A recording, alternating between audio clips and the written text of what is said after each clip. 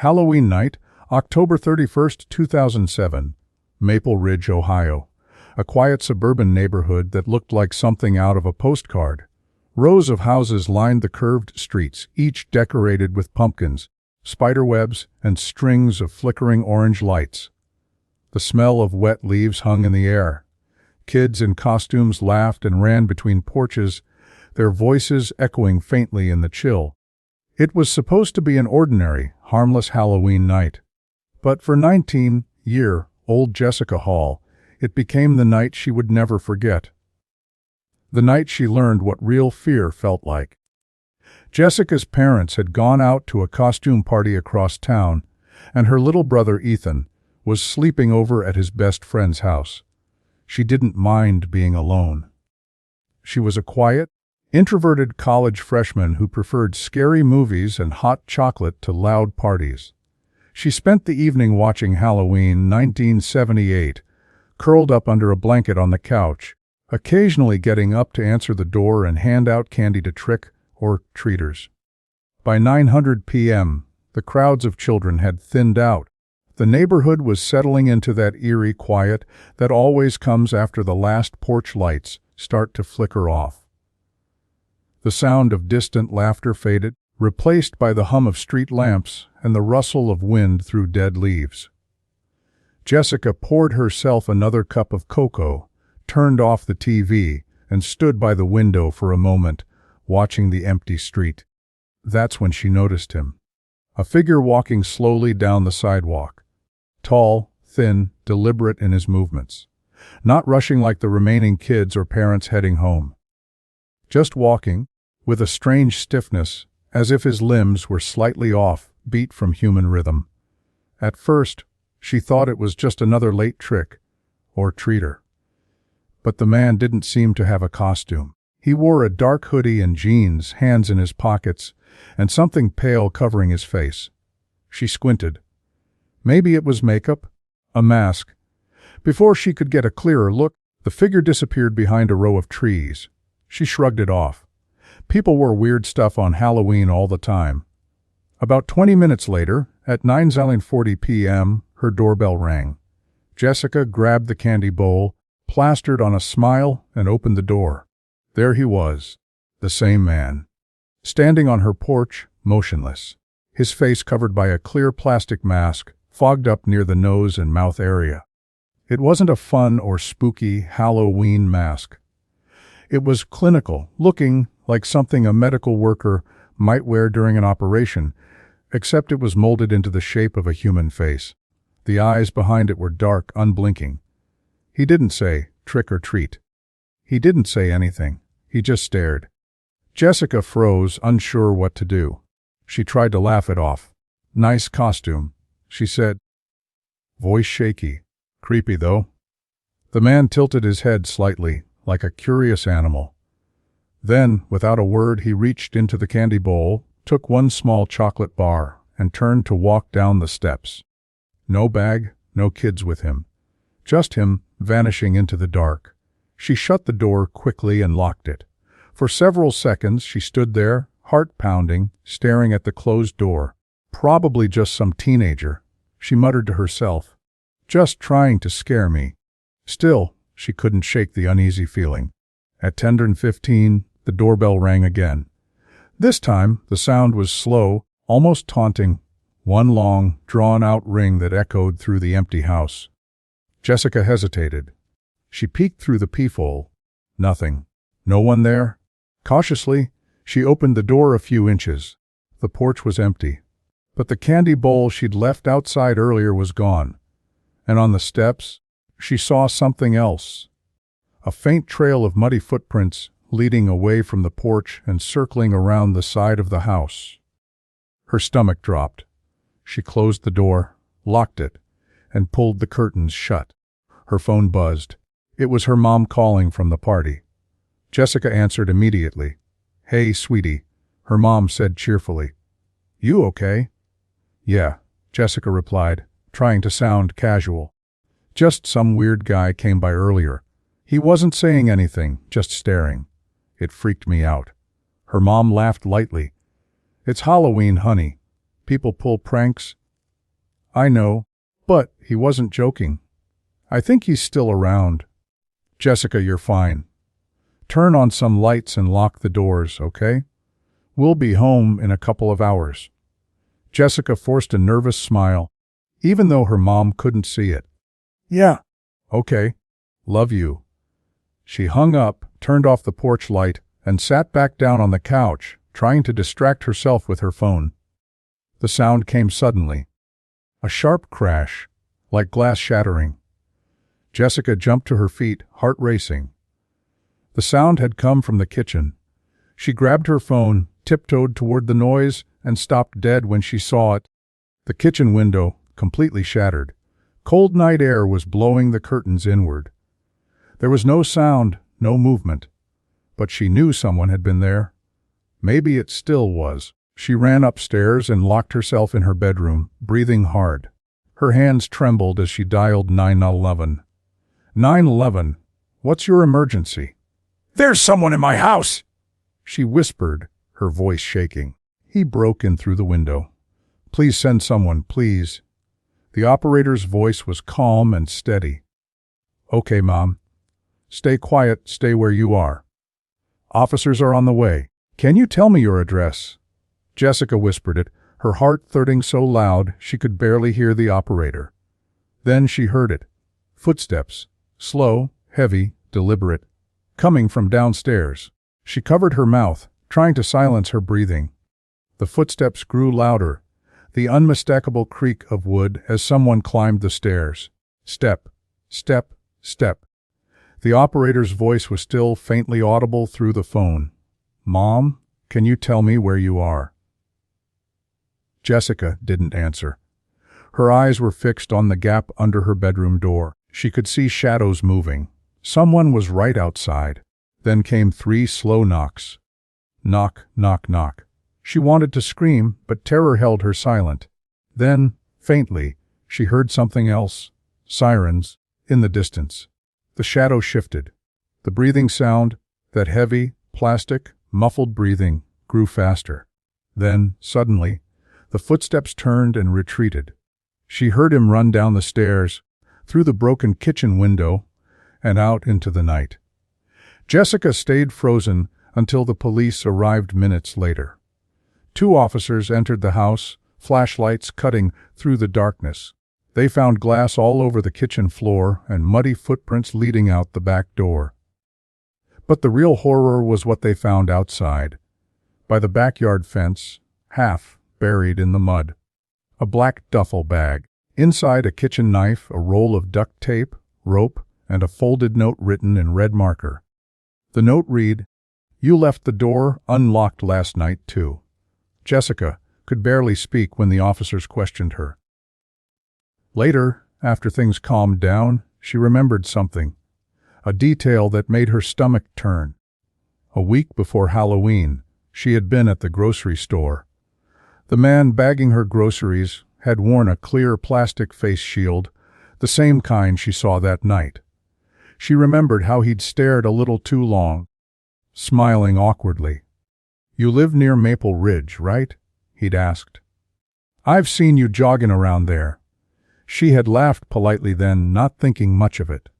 But after Halloween, that same employee never returned to work. His name wasn't listed in the store records. His address on file turned out to be fake. The police never found him. Jessica's parents sold the house the following year. She moved away to college and refused to come home every Halloween afterward. Even now, nearly 2 decades later, she admits she still has nightmares about that night. About the mask, the breathing, and those 3 slow knocks. The new owners of the house have reported strange things, too. Candy wrappers showing up in the backyard every October. Footprints in the mud outside the kitchen window. And one neighbor swears that late one Halloween night they saw a tall man standing across the street. His face covered with something clear, watching the house in silence. Jessica never opens her door on Halloween anymore. Not even for children. Because she knows some masks aren't meant for costumes. Some are meant for hunting.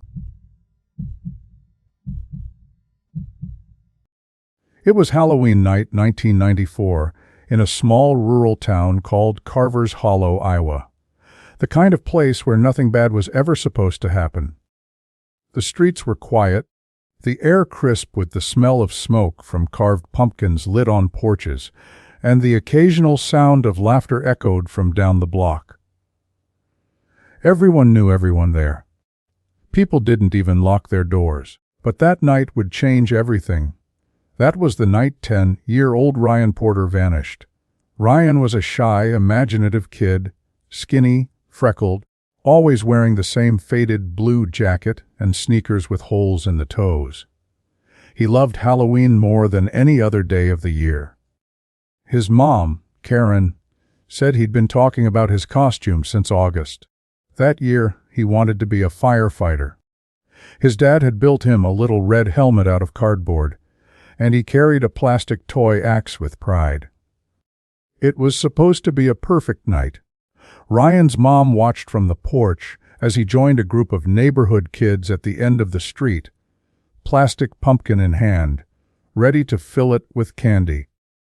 She remembered calling out to him, "Be home by 9:30, okay?" And he yelled back, "I will, Mom!" That was the last time she ever saw him alive. At first, it didn't seem strange that Ryan wasn't home by 9:30. Halloween ran late, and the kids often lingered at the park. But by 10 o'clock, Karen started to worry. By 10:30, she was outside, walking the streets with a flashlight, calling his name. By 11, she had called the police. When officers began their search, they found Ryan's candy bucket lying in the ditch near Mill Creek Road, about half a mile from his house. It was cracked, candy spilled out across the gravel. The plastic axe was there too, snapped clean in half. But Ryan was gone. Neighbors reported seeing him earlier that night, walking with 3 other kids. But those kids swore Ryan had gone home before they did. One woman said she saw a man following behind the group, dressed in what looked like a scarecrow costume, straw hanging from his sleeves, a burlap sack over his head. She thought it was just an adult playing a prank. The police found no footprints, no tire tracks, no sign of a struggle. Just the broken bucket, the plastic axe, and a cold silence that settled over the town like a fog. In the weeks that followed, every inch of Carver's Hollow was searched. The creek was drained, fields combed by volunteers, abandoned barns checked for any trace of Ryan. Flyers went up everywhere. Messingi Arway and Partar, AG10. Then, on November 12th, almost 2 weeks after his disappearance, a farmer named Earl Simmons called the police. He said his dog had been digging near the edge of his property, about 3 miles from the Porter home. When Earl went to check, he found something buried under the soil. A small red firefighter's helmet, muddy and crushed, with the name Ryan written inside in black marker. But that wasn't all.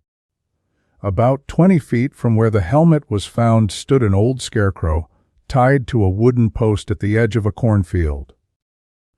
Earl swore it hadn't been there the week before.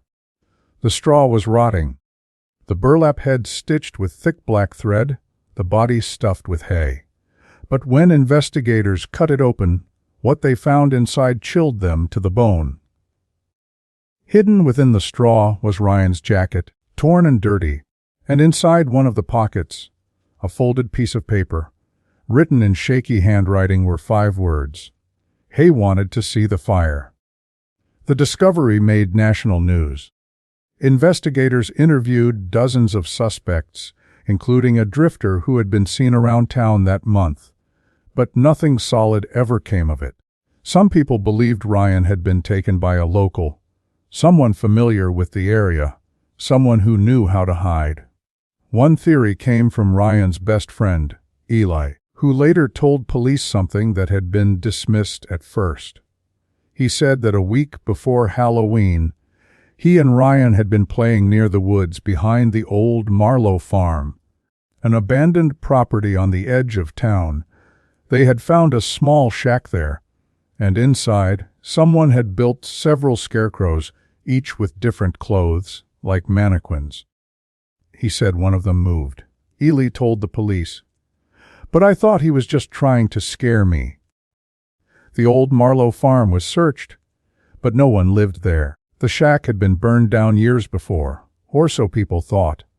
But deep in the basement, officers found something they couldn't explain: dozens of photos. Polaroids. Most were blurry or overexposed, but a few were clear enough to show the same scene: children in costumes, standing on porches, smiling. Every single photo was taken on Halloween night, and one of them showed a little boy in a firefighter costume holding a plastic axe. The handwriting on the back of the photos matched the note found in the scarecrow. No one was ever arrested. Ryan's body was never found. His parents moved away the following spring, unable to live in the same house where they had last seen their son. The new owners eventually tore it down. For years, the story became a local legend. The Scarecrow Man of Carver's Hollow. Some said it was an old farmer who'd gone insane after his barn burned down in the 1970s. Others said it was something worse. Not a man at all. Every Halloween night, locals claim they still see a figure wandering near the cornfields. Tall, wearing a burlap sack over its head, straw hanging from its sleeves. If you drive past Mill Creek Road after midnight, some say you'll see small footprints in the dirt leading toward the scarecrow posts that still stand there. And sometimes, on the wind, you can hear a child's voice whispering, "I wanted to see the fire." It was Halloween night 2013, the kind of night that seems made for chaos. A biting wind swept through the old town of Raven Hill, Pennsylvania, rattling leaves across cracked sidewalks. The streets were alive with laughter, music, and people in costumes wandering between house parties. But at the very top of the hill, away from the bars and crowds, stood a crumbling old Victorian house, the one everyone in town knew as the Ashbury House. For decades, it had been empty. Boarded windows, paint peeling, a dark silhouette against the moonlight. Locals whispered that a man had hung himself there in the 80s, after his wife vanished without explanation. Teenagers dared each other to sneak inside, and a few even claimed they heard voices in the walls. But in 2013, that changed. A college student named Liam Ashbury, the last living relative of the original owners, inherited the property after his grandfather's death. Instead of selling it, he decided to fix it up. But the repairs went slowly, and the house remained mostly empty. Until Halloween. That's when Liam had the idea of a massive Halloween party in the old Ashbury house. It would be a night nobody would forget. And he was right. But not for the reasons he imagined. The house was still half in ruins, but that only added to its charm. Broken chandeliers hung from the ceiling. Wallpaper peeled like rotting skin, and the wooden floors creaked under every step. Liam and his friends decorated it with fake cobwebs, flickering candles, and fog machines to give it a haunted house vibe. By 9 p.m., the place was packed, music thumping, red lights flashing, people laughing, drinking, and exploring the rooms. Some danced in the hallway, others took selfies in front of the cracked mirrors. The house had come alive again. Among the guests was Amber Lewis, a 21-year-old art student who lived 2 blocks away. She had come reluctantly. Her roommate had dragged her along, saying it would be fun and creepy. Amber wasn't into parties, but she loved old houses, so she wandered away from the crowd to explore. She moved from room to room, running her fingers along the dusty furniture, snapping pictures of the faded portraits still hanging on the walls. That's when she found the basement door. It was old, wooden, half rotted, with a rusted padlock hanging open. Curious, Amber went down the narrow steps, using her phone light to guide her way. The basement smelled like earth and mildew. There were broken tools scattered across the floor, old furniture covered in sheets, and an odd humming sound coming from the back wall.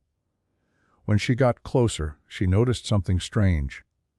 The sound wasn't mechanical. It was rhythmic, almost like breathing.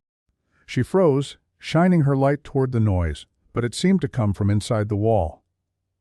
Then someone upstairs called her name, her roommate, and she shook it off, thinking maybe the pipes were making the sound.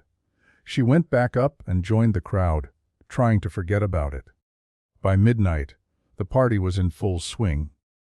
People were spilling onto the porch, taking photos, laughing, shouting over the music.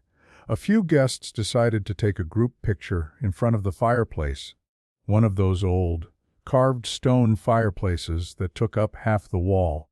Amber stood in the back of the group as someone snapped the photo on their phone. Later, when they looked at it, they all froze. Behind them, in the dark corner of the room, was a figure, pale, thin, standing just behind Amber's left shoulder. At first, they thought it was just someone photobombing. But when they checked the room right after, no one was there, and the figure's face, what little could be seen, looked wrong. The skin was too smooth, like wax. The eyes sunken and dark, the mouth slightly open, as if gasping for air. Amber tried to laugh it off, but her hands wouldn't stop shaking. "It's probably just lighting," she said, but her voice betrayed her.